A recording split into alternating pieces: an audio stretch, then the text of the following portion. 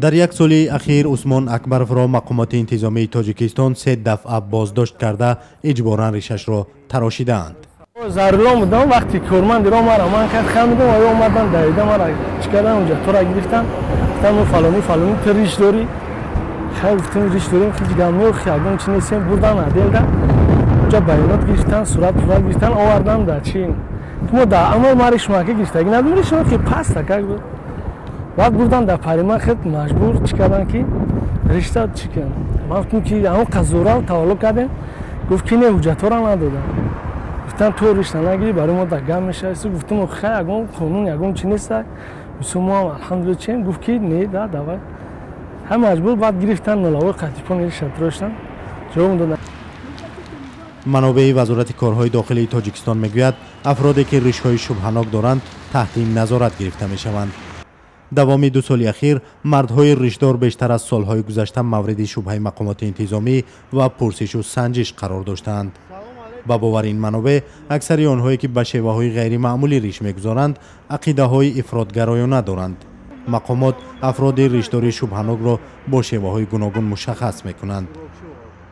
همون شخصا اولش که سبب گناهگار خودشون باید باشند در اینجا به سبب نمیشه این مدتی که هم قدر وقت من ریش مونده گشت استم ولی یگون خیلی وابسته رفتارشون باشن که یگون رفتاری غلط کردگی یگون کاری غلط کردگی باشن که در زیر نظارت بودن که یک فروشیدگی دیگر یگون بگیم قانونشکنی کردگی و همین سبب قطعی حپیلگیشون دیگر یگون یا پیزوتی دیجا نیست.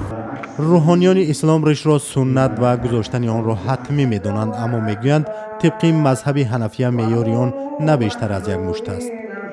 آنها تشخیص منسوبیت به گروه‌های افراطی از روی ریش را ناممکن می‌دانند. عقیده انسان را از روی چهرهش مشخص کردن خیلی کار دشوار است، کار سنگین است، چون که عقیده این موقع عقیده این کار دل است و انسان می‌تواند که توسط یعنی به نشان دادن سیمای ظاهری خود با باطن خود به هر یک کار ناشایست یا که ناشایسته دست بزند و اما سیمای خود را از اون چیزی که مردم در سراغ آیند پنهان کنند. اما برخلاف کارشناسان ریش را یک رمز اعتراض و نشان منسوبیت به کدام یک گروه و رویه ها می دانند.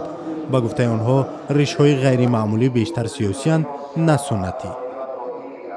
اعتراض ها سوبکولتورا نامیده می شود که مثلا در برابر فرهنگ معمولی یک گروه جوان ها می خواهند که با همون فرهنگ معمولی یک واکنش یک نظرهای ضد نقیض به وجود بیارند. ریش یک درجه عاملی شد که در جامعه ما سبب یک نوع نشان دادن اعتراض به نظر گرفته شد و از طرف مقامات های قدرتی هم همین پیگیری شد که تا چه اندازه همین میتواند که یک عامل خطرزا و ناآرام کننده در جامعه باشد.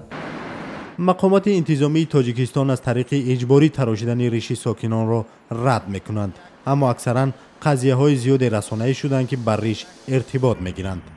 ولی در همه مورد مقامات عمل خود را مبارزه با افراطگرایی و جلوگیری از ناآرامی ها در جامعه عنوان میکنند.